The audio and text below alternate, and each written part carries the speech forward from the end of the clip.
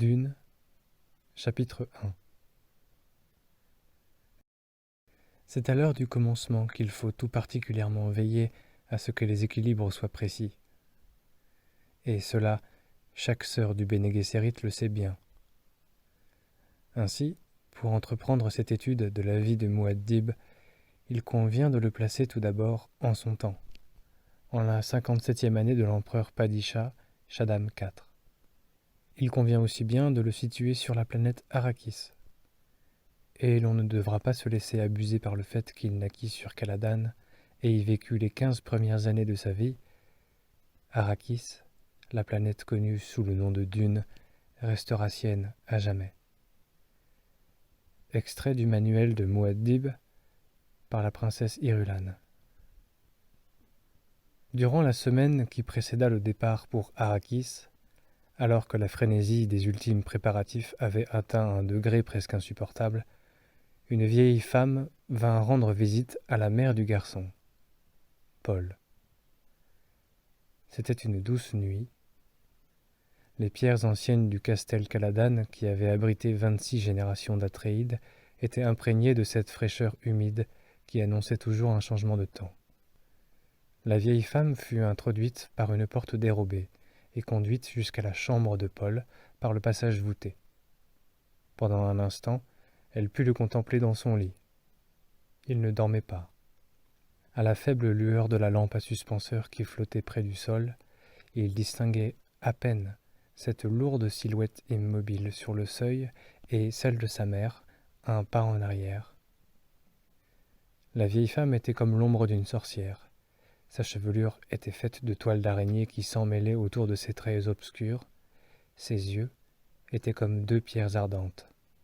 « N'est-il pas bien petit pour son âge, Jessica ?»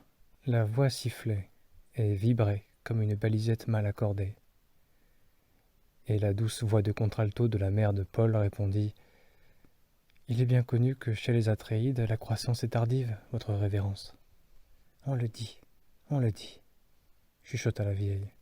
« Pourtant, il a 15 ans déjà. »« Oui, votre révérence. »« Il est éveillé, il nous écoute. » Elle eut un rire étouffé. « Le rusé petit démon. » Mais ceux de son rang ont besoin de ruse. Et s'il est réellement le Kwisatz Haderach, eh bien...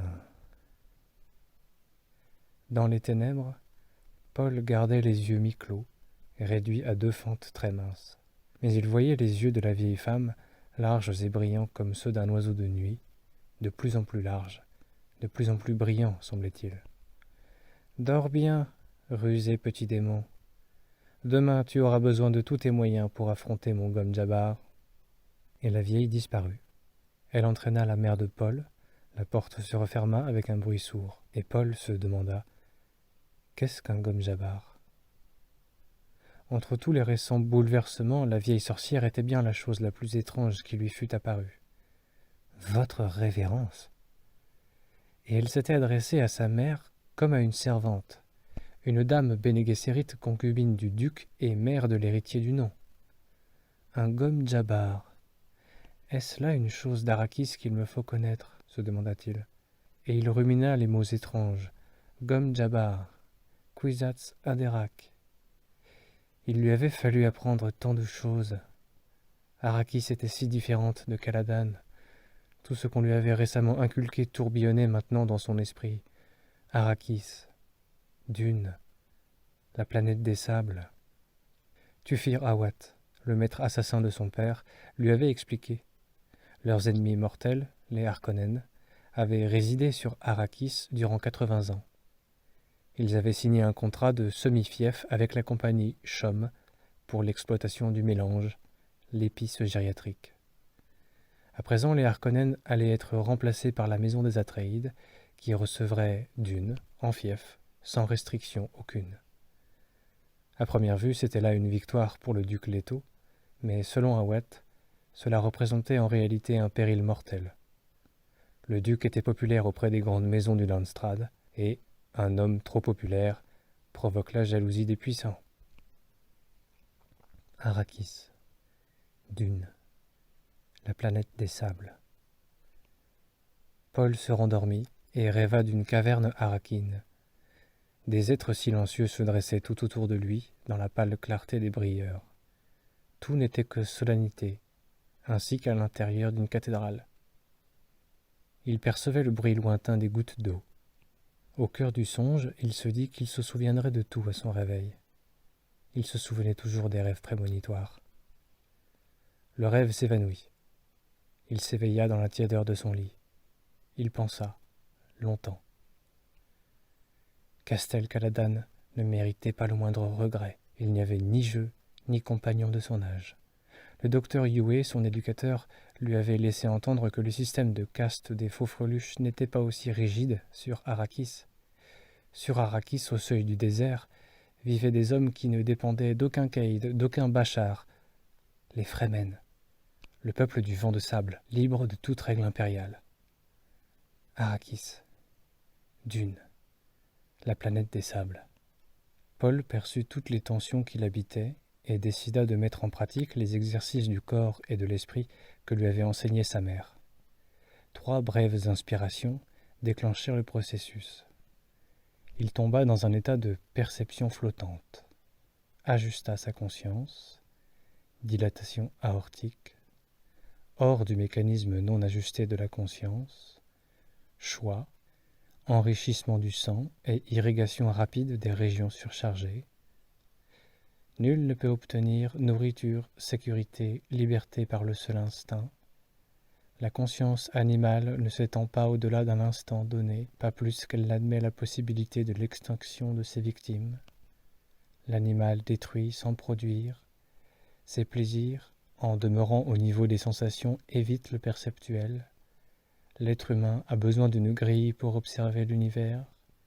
Une conscience sélectivement ajustée, telle est cette grille. La perfection du corps résulte du flux nerveux et sanguin en accord avec la conscience. En accord avec la conscience précise des besoins cellulaires. Être, cellule, chose. Tout est non permanent.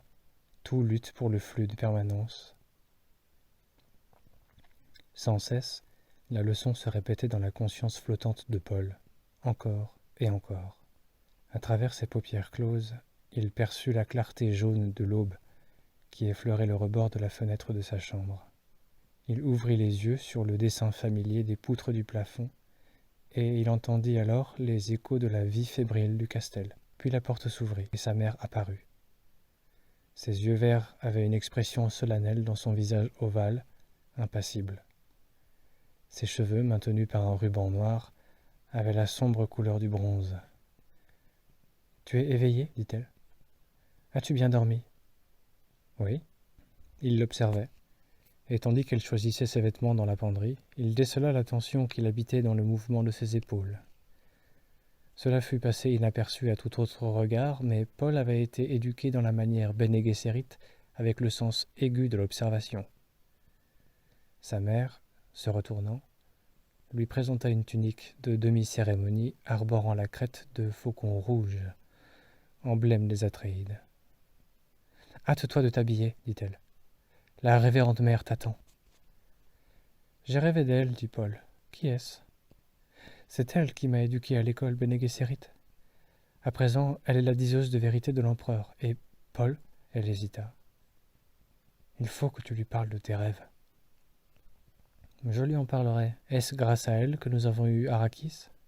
Nous n'avons pas eu Arrakis. Sa mère secoua un des pantalons de Paul, comme pour en chasser la poussière, et le posa auprès de la tunique. Ne faisons pas attendre la révérende mère. Il s'assit et mit les mains autour de ses genoux. Qu'est-ce qu'un gomme Jabbar ? De nouveau, grâce à l'éducation qui était la sienne, il perçut l'invisible hésitation de sa mère et la ressentit comme de la peur. Elle s'approcha de la fenêtre, ouvrit les rideaux en grand, et, durant un instant, contempla le mont Sioubi, par-delà le verger, au bord de la rivière.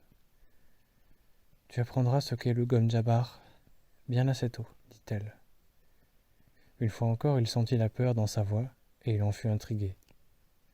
Sans se retourner, Jessica reprit.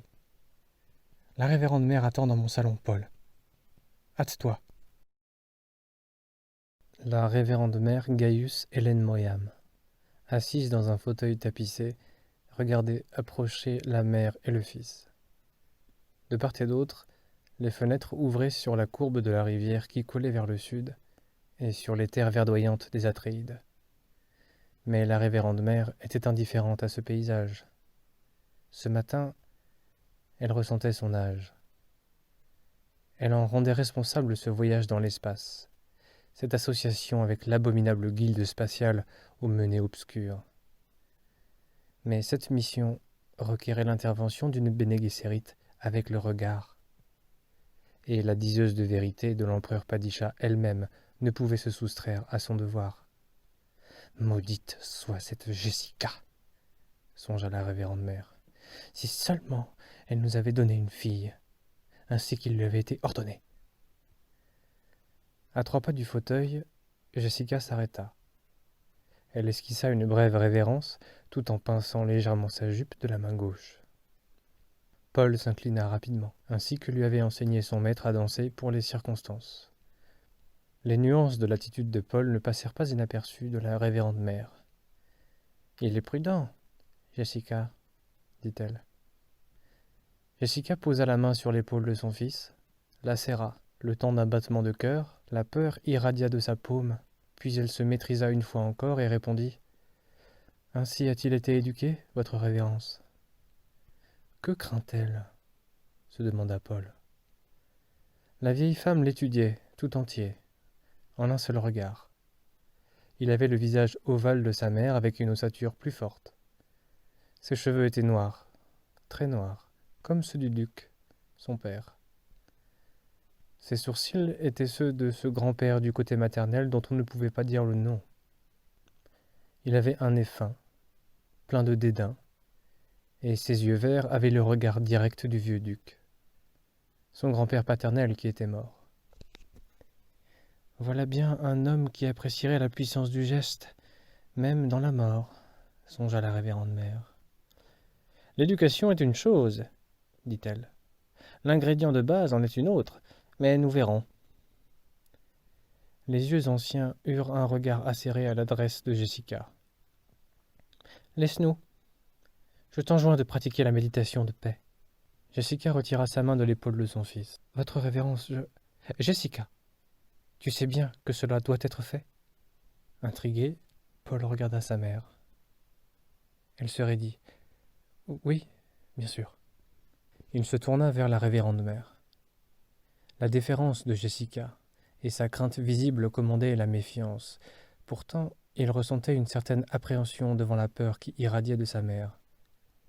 Paul, Jessica prit une inspiration profonde. Cette épreuve à laquelle tu vas être soumis, elle est importante pour moi. Une épreuve ? Souviens-toi que tu es le fils d'un duc, dit encore Jessica. Puis elle fit demi-tour et quitta le salon dans le froissement léger de sa robe. La porte se referma derrière elle. Paul regarda la vieille femme tout en contenant sa colère. « Depuis quand congédie-t-on dame Jessica comme une servante ?» demanda-t-il. Un sourire vint jouer aux commissures des lèvres anciennes. « Dame Jessica, mon garçon, fut ma servante durant 14 années d'école. » La révérende mère hocha la tête. « Et une bonne servante, je dois le dire. Maintenant, approche !» L'ordre fut comme un coup de fouet. Paul obéit avant de réfléchir, puis il se dit « Elle s'est servie de la voix contre moi. » Sur un geste, il s'arrêta, près de ses genoux. « Tu vois cela ?» demanda-t-elle. Des plis de sa robe, elle sortit un cube de métal vert qui avait environ 15 centimètres d'arête. Elle l'éleva, le fit pivoter, et Paul vit que l'une des faces était creuse, obscure, étrangement effrayante, impénétrable à la lumière. « Mets ta main droite dans cette boîte, » dit la révérende mère. La peur fusa en lui. Il recula. Mais la vieille femme reprit. « Est-ce ainsi que tu obéis à ta mère ?» Il affronta le regard de ses yeux d'oiseau brillants. Lentement, conscient de toutes les contraintes qu'il ne pouvait repousser, il mit la main dans le cube. Tout d'abord, À l'instant où l'obscurité se refermait sur ses doigts, il éprouva une sensation de froid. Puis il sentit le contact du métal doux et un picotement envahit sa main, comme si elle était endormie. Les traits de la vieille femme devinrent ceux d'un animal de proie. Elle éloigna sa main droite du cube et, lentement, la posa près du cou de Paul. Il devina alors un scintillement métallique et voulut tourner la tête. « Arrête !» La voix, encore. Il regarda son visage. « Je tiens le gomme Jabbar près de ton cou. Le gomme Jabbar, l'ennemi suprême. Une aiguille avec une goutte de poison à son extrémité. Ah, surtout ne bouge pas, ou tu pourrais goûter de ce poison. » Il lutta pour déglutir. Sa gorge était sèche. Il lutta pour déglutir. Sa gorge était sèche. Il ne parvenait pas à détacher son regard de ce visage ancien, usé, de ses yeux luisants, de ses dents d'argent qui scintillaient à chaque mot dans les gencives pâles. Un fils de duc se doit de connaître les poisons. Ainsi le veut notre époque, n'est-ce pas?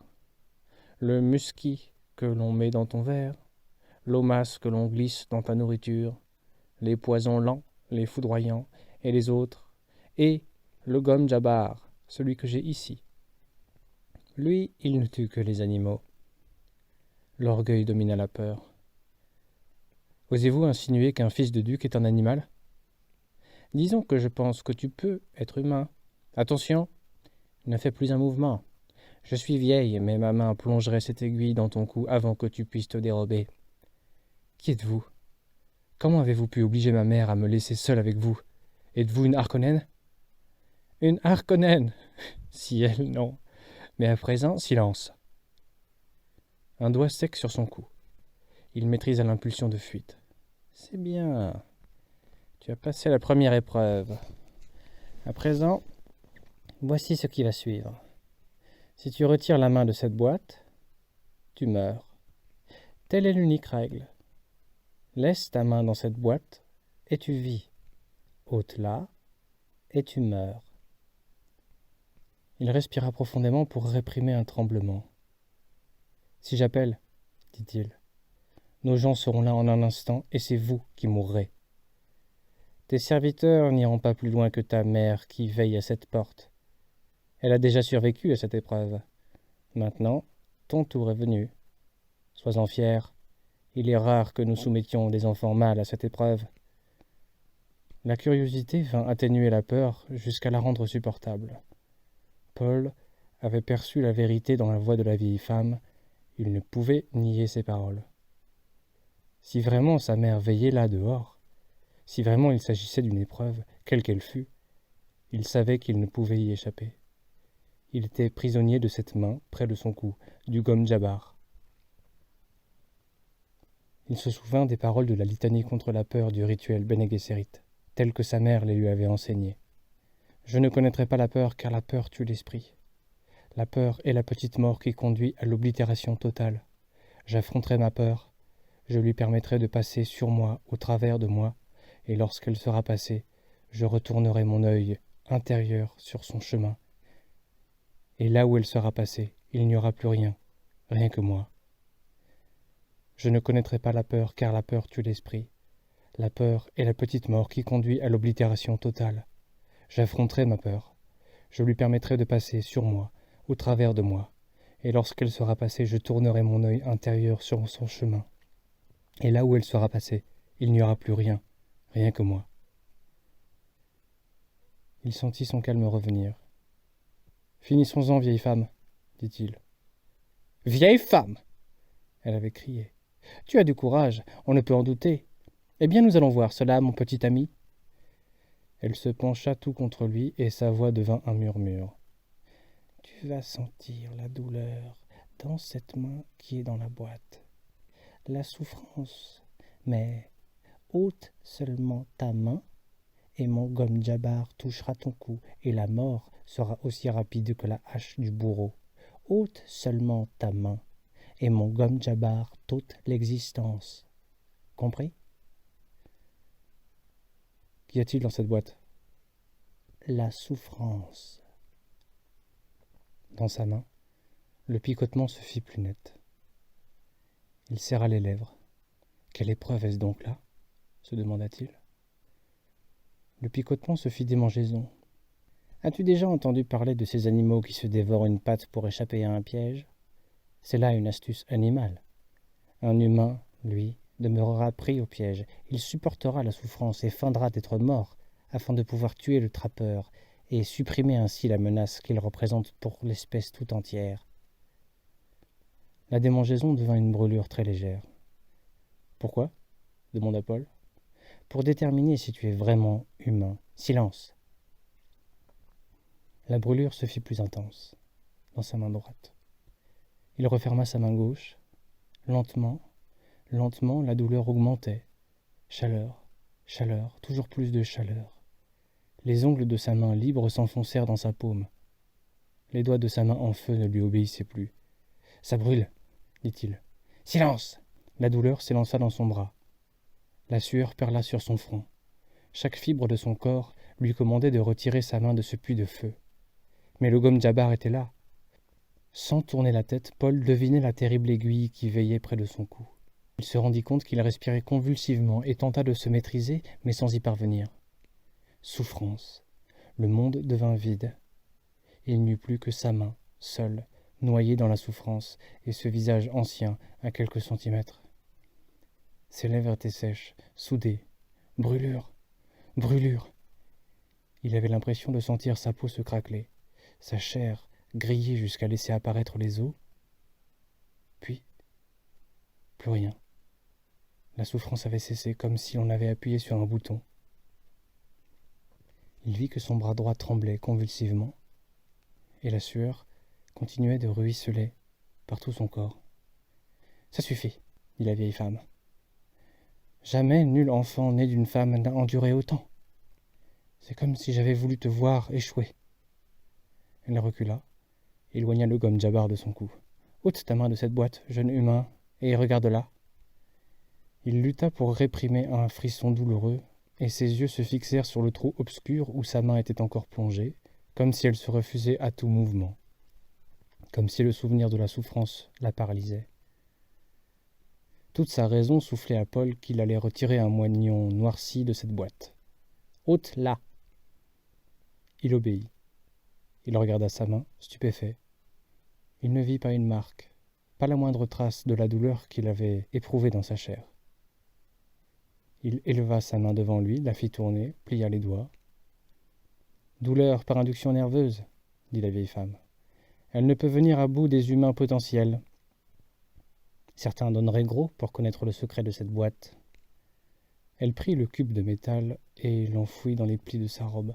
« Mais cette douleur, » dit Paul. « Cette douleur ! Un humain est capable de dominer chacun de ses nerfs de son corps. » Il eut mal à la main gauche, ouvrit ses doigts et découvrit 4 marques sanglantes sur sa paume. Il laissa retomber son bras et regarda la vieille femme. « Vous avez déjà fait cela à ma mère ? As-tu déjà tamisé du sable ?» La question était tangente et mordante. Son esprit gagna un niveau supérieur d'appréhension. Tamiser le sable ? Il acquiesça. « Nous, Bene Gesserit, tamisons les gens pour découvrir les humains, » dit la vieille femme. Il éleva alors sa main droite devant ses yeux, essayant de retrouver le souvenir de la souffrance. « Et c'est tout ? De la souffrance ? C'est tout. Je t'ai observé, mon garçon. La souffrance n'est que l'axe de l'épreuve. Ta mère t'a enseigné la façon dont nous observons. J'ai vu les signes de cet enseignement en toi. C'est là toute notre épreuve, crise et observation. » Sa voix même portait la confirmation de ses paroles, et Paul dit « C'est vrai. » Elle le regarda. « Il perçoit la vérité. Se pourrait-il qu'il soit celui-là, vraiment ?» Puis elle songea. L'espérance ternit l'observation, et elle étouffa l'excitation qu'elle ressentait. « Tu sais, lorsque les gens croient ce qu'ils disent. »« Je le sais. » Dans la voix de Paul, il y avait des harmoniques de ses capacités. Elle les perçut et dit « Peut-être es-tu le Kwisatz Haderach ? Assieds-toi, petit frère, là, à mes pieds. Je préfère demeurer debout. Ta mère s'est assise là autrefois. Je ne suis pas ma mère. Tu me détestes un peu, n'est-ce pas ?» Elle regarda vers la porte et appela. « Jessica !» La porte s'ouvrit. Jessica apparut sur le seuil. Le regard de ses yeux était dur. Il s'attendrit en voyant Paul. Elle parvint à sourire faiblement. « Jessica, as-tu jamais cessé de me haïr ?» demanda la vieille femme.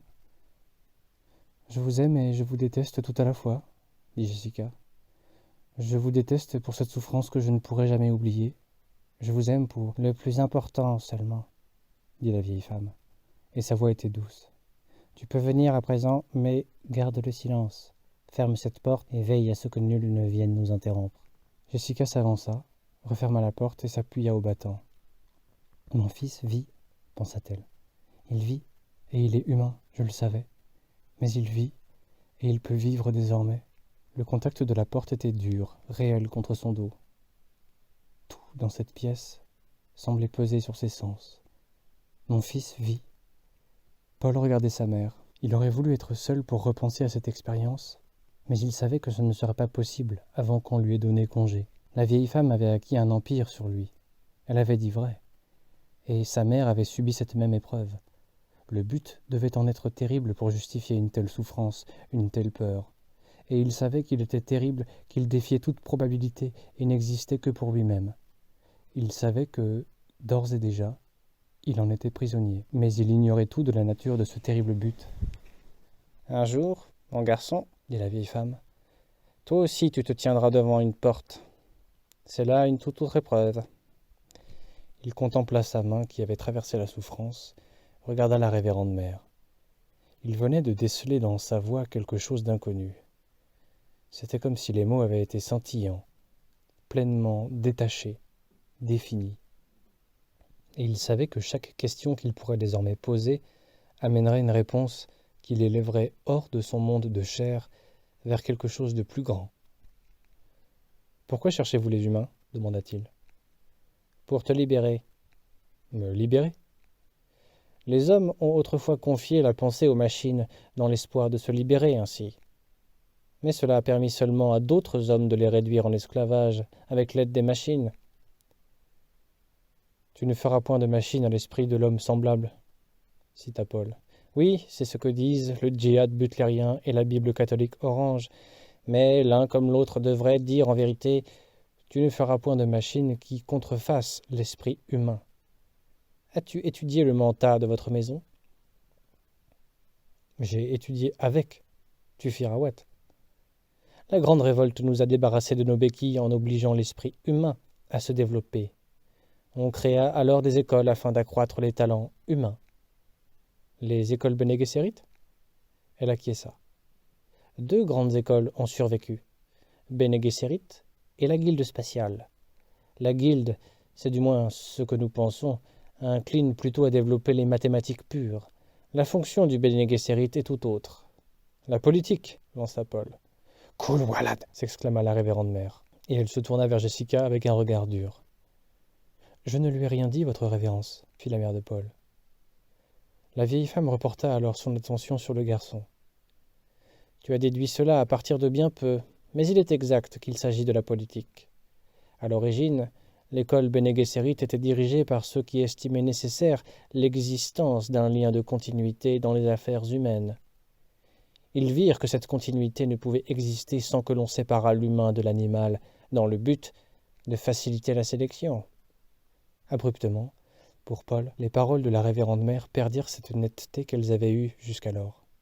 C'était comme si l'on s'attaquait soudain à ce que sa mère appelait son instinct de rectitude. Non pas que la révérende mère lui mentît, il était évident qu'elle était sincère, mais plus profondément, il avait décelé quelque chose qui était lié au but terrible de l'épreuve. « Ma mère m'a appris que nombre de Bene Gesserit de l'école ignorent tout de leur lignée, » dit-il. « Nous détenons toute l'historique génétique. Ta mère sait ainsi qu'elle est de descendance Bene Gesserit, ou que sa lignée, du moins, a été jugée acceptable. Alors pourquoi ignore-t-elle qui étaient ses parents ? Certains le savent, d'autres l'ignorent. Il se peut, par exemple, que nous souhaitions un accouplement avec un proche parent afin de rendre dominantes quelques caractéristiques génétiques. Nos raisons sont multiples. » À nouveau, il perçut l'offense à son instinct de rectitude. « Vous décidez beaucoup par vous-même, dit-il. La révérende mère le regarda en silence, songeant. Est-ce bien une critique que j'ai perçue dans ces paroles ? Notre fardeau est lourd, dit-elle. Les effets de l'épreuve s'estompaient de plus en plus rapidement. Il affronta calmement le regard ancien. Vous dites que je suis peut-être le Kwisatz Haderach. Qu'est-ce donc là ? Un Gom-Jabbar humain ? Paul, intervint sa mère, tu ne dois pas employer ce ton avec... Laisse, Jessica, dit la révérende mère. Mon garçon, connais-tu la drogue de la diseuse de vérité ? C'est ce que vous prenez afin de mieux déceler ce qui est faux. Ma mère me l'a appris. Et as-tu jamais assisté à la transe de la vérité ? Il secoua la tête. Non. La drogue est dangereuse, mais elle donne un pouvoir véritable. Par elle, une diseuse de vérité peut visiter bien des lieux dans sa mémoire, dans la mémoire de son corps. Elle peut se pencher sur maintes avenues du passé, mais seulement sur les avenues féminines. La voix de la vieille femme se chargea d'une note de tristesse. Pourtant, il est un lieu que nulle diseuse ne peut visiter, un lieu qui nous pousse, qui nous repousse, nous terrifie. Mais il est dit qu'un homme viendra, un jour, qui, avec la grâce de la drogue, verra avec son œil intérieur, qu'il verra, comme aucune d'entre nous n'a pu le faire, dans tous les passés masculins et féminins. Votre Kwisatz Haderach ? Oui. Celui qui peut être en plusieurs endroits en même temps, le Kwisatz Haderach. Bien des hommes ont essayé la drogue, bien des hommes, aucun n'a jamais réussi. Ils ont essayé et ils ont échoué, tous. Oh non ! Elle secoua la tête. Ils ont essayé et ils sont morts. Fin du chapitre 1.